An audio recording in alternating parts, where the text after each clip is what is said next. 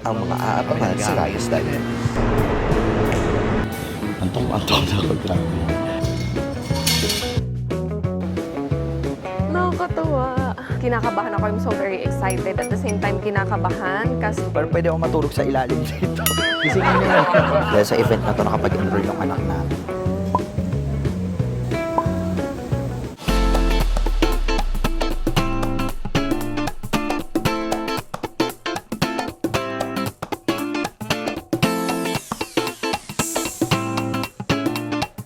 Good morning sa inyo mga Nimskis. Ayan, panibagong umaga tayo ngayon. Dahil meron tayong event na isa-set up.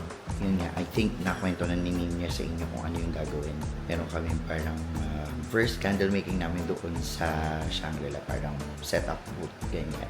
Wala pa akong tulog. Ay, hindi, may tulog naman ako mga 1 hour kasi maaga kaming aalis ngayon para maaga rin yung setup namin doon para mamaya hindi rin ako ngarag at hindi rin kami ngarag pareho, hindi kami natataranta kasi tatlo naman kami doon mamaya, ako, si Nina at saka yung isang mag-a-assist. Tapos after ng event, diretso ko ng gig mamaya. For the racket na naman tayo ngayon. Racket season na naman tayo. Pero ano natin yan, enjoy natin yan kasi minsan lang naman dumating yung mga blessings na ganyan. Kaya dapat tinitake natin yung opportunity to, alam mo yun, hanggat kaya, hanggat meron, go lang tayo. Actually, dala ko na yung pang-gig ko. Ito, yan ito yung pang-gig ko. Ito, nandito na. So, bumili rin ako ng case na to para lagayan ng mga pang-vlog namin. Naalala ko dati, pag nagbibit kami, hirap na hirap ako kasi malaki yung camera ang ginagamit namin since nagamit namin ngayon DJI Osmo 3. So, binilhan ko to ng case. Bili ko na to sa Shopee, pero super sturdy niya at nandito na lahat ng kailangan namin. So, pagbuklat mo nga, nandiyan na yung microphone, ito yung pang cellphone, ito yung pang DJI, tapos nandito yung bago namin yung Instago 3S. Tapos nandito, na-expand to. Ayan, pag binuklat mo, nandiyan yung mga wire, tapos yung mga, other accessories na pwedeng itabi. So, nandiyan niya para organize, para isang bit-bitan kasi tinatamad talaga ako pag yung sobrang hiwa-hiwalay sila, sakit sa ulo. So, binala ko na rin talaga siya ng case. Then dito waterproof ha, water resistant lang to kasi papasok pa rin yung tubig dyan. Pero yung outside niya, resistant siya sa basa. good morning, guys. Ayan na. Wala pa akong pilik mata at saka lipstick. So, car na lang natin gagawin yan kasi madalis.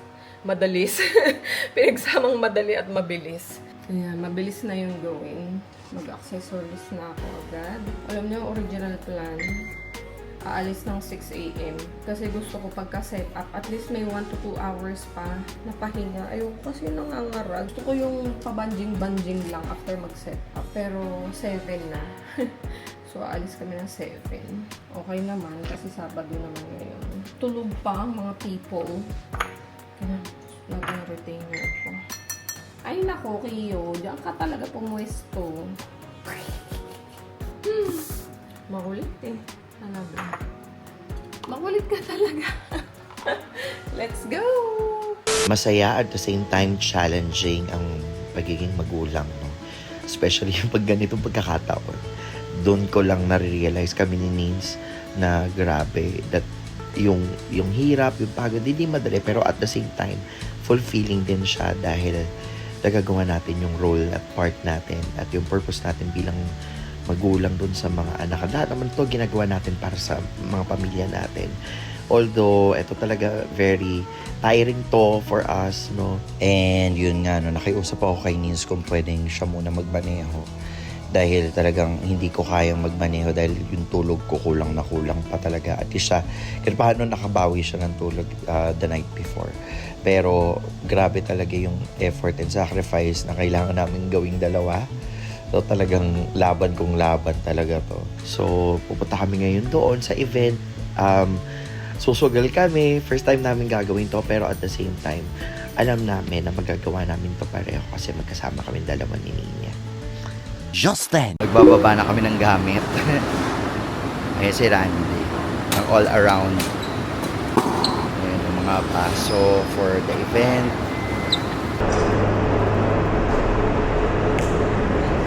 lakad.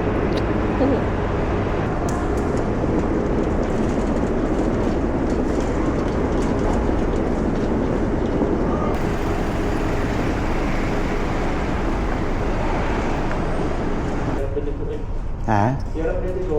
Uusang umagal. Sariling buhay Kaya yun. nga. Partido, wala pa dyan yung, yung coffee cart. Pero mabilis lang i-set up yan. Hello po, Sir John. Si Jet po. Kasama ni Nina. Sa Longview. Opo. Dito po tayo. Saan po ang setup natin, sir? Ito po. Okay. Sige po. Dito na lang kami. Ayan guys, nandito kami ngayon sa Shangri-La. So, magsiset-up na kami. Antok na ako, grabe. Pero sige, laban tayo guys, no? Para sa economy.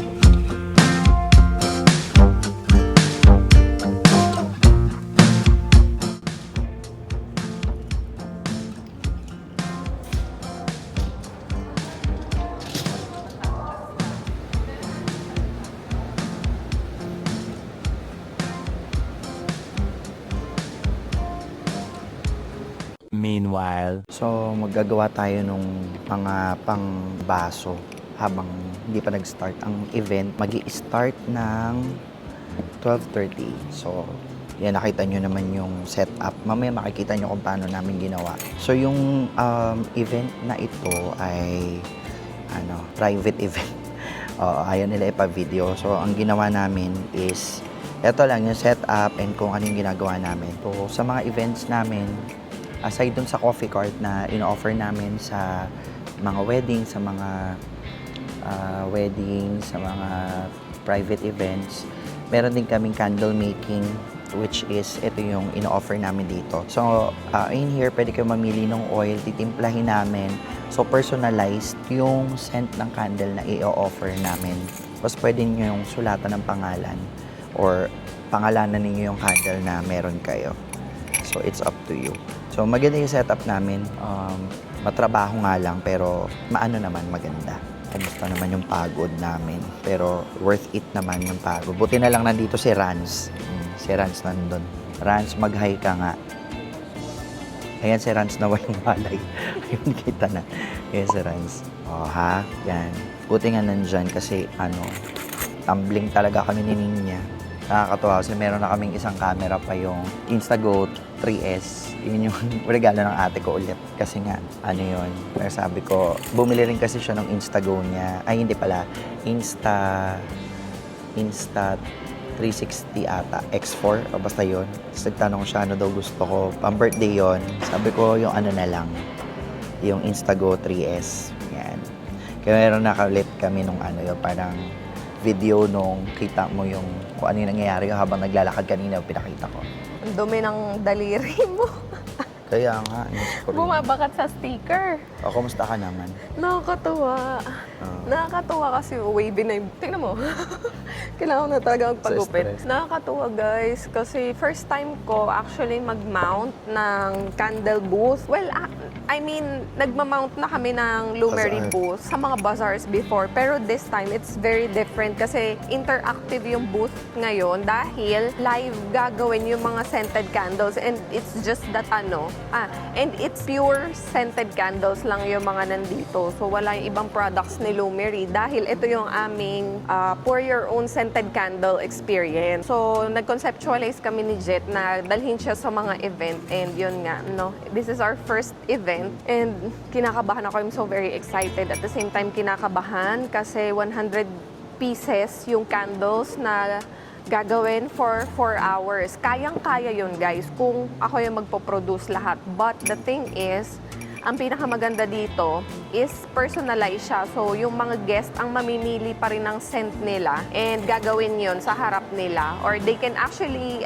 try, Wait na lang. Oo. try mixing, ganyan. Ma-experience lang nila mag-mix, makita nila kung paano yung process and all. So, yun ang yun ang dilemma ko kung kakayanin siya for 4 hours. No, kasi syempre, no, parang yung iba, intayan or something. But anyhow, kayang-kaya natin yan.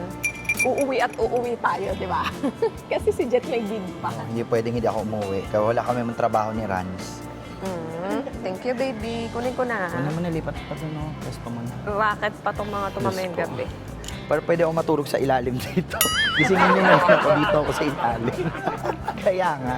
Kaya ano lang tayo, chill lang tayo dito. Tinapay mo? Hmm? Naubos mo na yung tinapay mo? Di pa. Teka nga, love. May kukunin ako sa ilalim. Oh, sorry. Napapasalamat kami dito sa event na to. Dahil sa event na to, nakapag-enroll yung anak namin. At nakabili ng libro. Nakabili ng libro, nakabili ng Nakapag-enroll, nakabili ng libro. Alam mo, nakabili ng uniform. Guys, nai-mount namin yung booth in less than 3 hours. Medyo papetex-petex pa kami kasi hanggang alauna yung binigay sa amin na time. So, by 1, dapat ready na siya. 12 pa lang naman. Nakaka-excite. So ito na guys. Ito Ito na na ang yung ating booth. booth. Yan yung sinet up kanina. Ito na itayo rin namin siya. Medyo matrabaho lang kasi ano to, ilang packs to, love? 100 packs to dito sa Shangri-La Fort. Kaya lang, hindi naman confidential pero discreet. So, hindi namin pwedeng i-video or i-vlog yung client. They have their own reason. Wag na nating alamin kung bakit. Basta magtrabaho na lang tayo dahil tayo binayaran. So, i-produce natin yung trabaho. So, yun, guys. Ayun yung mga scents and then ito yung mga candles na ba't di ka gumawa candle para may mailagay ka doon sa ano? Oo nga eh. Dito, no? Yung malaki. Oo. Kaya lang, iba yung Okay lang yan. iba yung Hindi mag-scent scent. na lang. Sige. So ito yung mga boxes. I-ready na rin namin yung mga boxes. So yun, salamat sa pagkain. Yan yung pagkain. First event ni Lumery. First DIY. Create your own candle ni Lumery. Dati booth lang siya ng sa bazaar. Nagtitinda kami ng mga ready-made candles. But this time, may setup na tayo nung mga waxes and oils. Tapos mix-mix. Ganyan.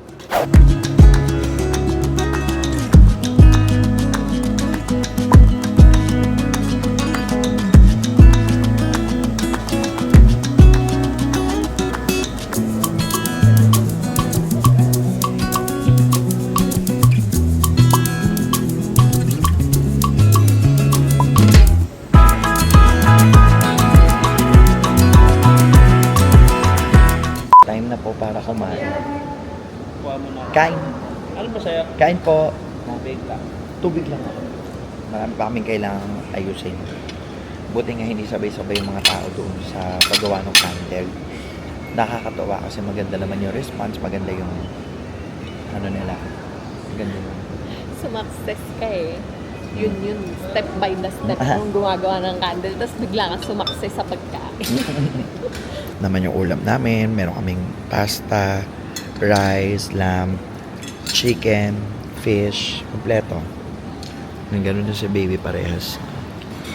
Eat na tayo. Nakakalahati na ako ng candle. So, okay naman. Ang ganda ng feedback nila. Nag-enjoy sila dun sa booth. So, iniwan ko muna yun since pinapababa ko yung temperature. Sakto kakain. After gawa Okay ulit na. ng candles. Kain mo na kami guys ha. Nagpapalakas mo na kami.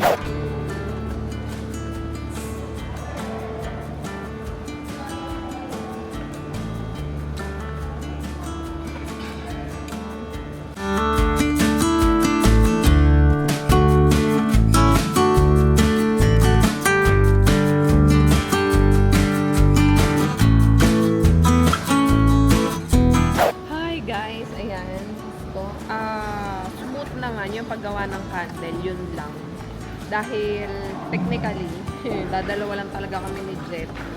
Ngayon, we only have 30 more minutes to package the candles, which is hindi doable for 30 minutes. Yung ibang candles, hindi na-claim agad or hindi nagawa agad.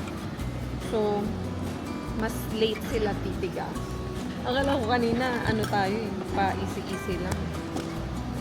Packaging pala madugo. Nakakatuwa kasi hindi naman tayo ganun nahirapan eh. Tsaka walang major problem. May minor ba nangyari? Wala din naman eh, no? Alam nyo, kagabi kinakabahan pa ako. Kasi 2 days and 2 nights ko nang pinag-iisipan yung mga dadalhin, kung paano yung sequence, kung paano yung magiging flow.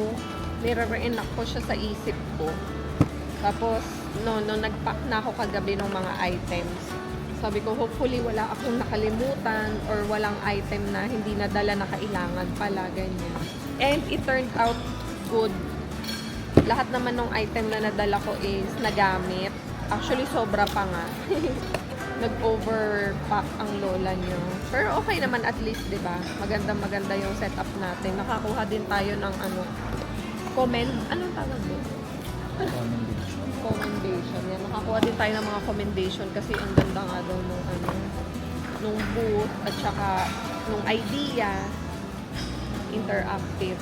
So, yun. Hopefully makaulit tayo sa kanila kasi ang ganda ng feedback. Natuwa din yung mga guests na hindi namin ma-disclose, guys. Sayang. Very pa naman sila. Very jolly. Tuwan-tuwa sila doon habang namimili ng scent. Ito yung tinatawag nila na actually, na-enjoy ko rin to kasi parang ang tagal na panahon na dati sana yung katawan ko sa partagulan na walang tulog, puyat, ganyan. Yung rat-rat ka ng trabaho, alam mo yun yan. Nakakatawa ka si Randy. Nandito yung pinsan niya, sound system. Sabi niya, di ba banda yan? Oo, banda, tapos gagawa ng kandila, banda, barista, lahat na. Host. Tapos kanina may banda sila dito. Labor. Sabi nga nila, diba, kapag may tiyaga, may nilaga. Eh sa amin parang napunta sa tinola. Napunta na sa eskwela. Yan. Kaya kayo guys, huwag kayong mawala ng pag-asa. Hindi ko alam kung saan patungo itong mga pinagagagawa namin, pero Halabira, Ilos, hanggang Halabira lang. Sabi nga nila, pikit mo lang. Pag pagod ka, itulog mo. Tapos laban ulit. Araw-arawin natin. Baka hindi na matulog din si Rami. Araw nagkakandila tapos sa gabi nagdidiwa. Sabi, adik ata itong mga ito. Makikita mo yung candle niya. Yung candle natin nakapuyat. 2 hours later. Sobrang pagod. Alam niyo yung pakiramdam ko ngayon. Para ako nakalutang. Buti na lang. Super lapit nung condo ni Kevin. Doon sa fort. Diyan sa may Shangri-La the Fort. At least by time pa ako matulog. At least mga 2 hours. Kasi 9:30 pa start. So, I can wake up at around 8. Yun, 8. So, gaayos. Alis ako ng 9. So, at least may time pa. So, iidlip muna ako mga Ninskis. Grabe. Alam nyo, na-enjoy ko sana. Mas na-enjoy ko sana yung kung wala akong trabaho kagabi, tapos may tulog akong matino. Okay sana, kaso wala. So, medyo sabaw. Hindi na nagpa-function yung utak ko. Buti na doon si Randy. Kaya sabi ko sila na kasi talaga di ko nakaya. So, shutdown na yung utak ko. Although, bago ko umalis, inayos ko na yung mga gamit. Kumbaga, ibababa na lang halos yung mga gamit doon. Si Randy naman magbababa. Ay, so, hindi ko naman sila iniwan doon na sininya yung medyo magulo yung buhay ni Ninya. Hindi, naayos naman na. Kaya, ayan, idlip mo na ako guys. And update ko kayo mamaya. See you in a bit. Hi! Nakapag-recharge na ako. Napirmi tayo dito sa condo, guys. Alam niyo, buti na lang talaga nakabalik ako kagad dito bago pa bumuso yung ulan. Kasi yung parking medyo nasa kabilang street. Nandito yung isang sasakyan kaya hindi namin maibaba yung sasakyan dito. Kaya, si Jet ay, for the racket. For the racket ang mga persons ngayong araw na ito. Lalagari si Jet ng gig sa D1, guys. Naantay ko na lang din dumating yung mga bata. Galing kasi sila ng MOA kasama nila si Ate Jean. Didiretso sila dito sa condo. Although hindi ko alam kung anong plano kasi malamang kumain na yun sila ng dinner eh. Ako hindi pa ako kumakain. If magkaayaan na umuwi na agad sa bahay, gusto ko yun. Gusto ko umuwi na din agad sa bahay. At doon na lang ako kakain kasi nandun ako ng sinigang. Tapos may chili sauce. Ay, sarap. Meron daw silang susunod na event. And tayo ulit yung kukunin. Nakakatuwa. It's been a long day. Sa kanya, it's been a very long day. Kasi hanggang mamaya pa siyang madaling araw.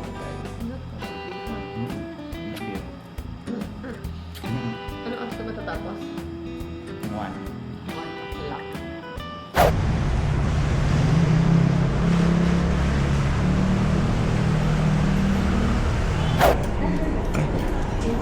Pagtulo. Tara.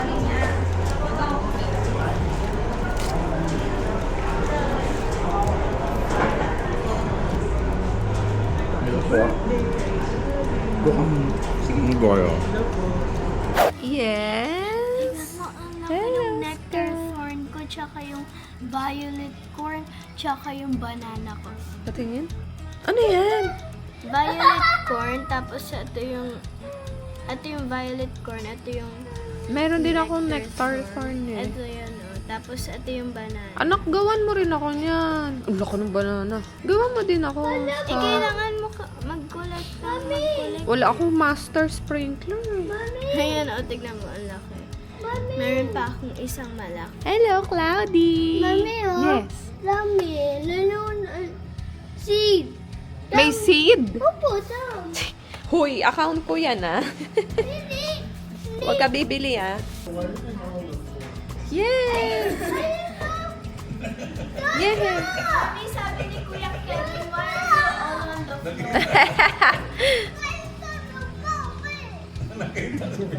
Nakita? Love na kuya! Dali! Yeah. Hagi. One eternity later. Ito yung pinaka-tiring siguro na week for me and kay Nins. Hindi pa natatapos ang storya ng buhay namin today. Dahil si Nins, third na kauwi kami ngayon nung oras na. Mag-aalas 3. Oh, almost 3 a.m. And kailangan nilang umalis ng 6 kasi may tournament si Sky sa Tate. Tapos, ako rin, meron ako rehearsal sa District 1 para to sa birthday concert tomorrow at 12 noon. So, alam niyo yun, talagang love, kailangan natin ma-survive until tomorrow. Alam niyo yun, talagang... Napakahaba ng araw na ito. Diyos ko nga, pagod na ako. Pagdating namin dito sa bahay, nagbaba pa kami. Ba't ano lasa? Ito yung tubig. Nagbaba pa kami ng gamit sa sasakyan. Kasi gagamitin namin yung expand. Productive, nakakapagod. Kasi nag-gig pa ako eh, di ba? Napanood nyo naman. Hindi naman ako nag-video na nung gig kasi alam nyo naman yung ginagawa ko sa District 1. So, right after nung gig. Shoutout dun sa mga nanood kanina sa ng mga Ningskis. Kaya pasensya na kayo kanina. Talagang sabaw talaga ako. Siping nyo yun, no? Galing pa ako ng Shangri-La. Tapos diretso ko ng condo. Natulog lang sandali. Tapos dumiretso sa District 1. Tapos bumalik ulit ng condo para kunin ng gamit. Bumiyahe dito. Antok na ako, grabe. Matulog ka muna, mag-idlip ka muna, love. Anyway, hindi na ako magpatagal sa vlog na ito. Thank you, Kevin. Ay, salamat sa pomelo. Thank you, Kevin. May flight kasi si Kevin ng Davao. Nag-uwi siya ng mga Pomelo. suha from Mati. Davao Mati. Okay, guys. Thank you so much for watching. Good night, everyone, and we'll see you on the next video.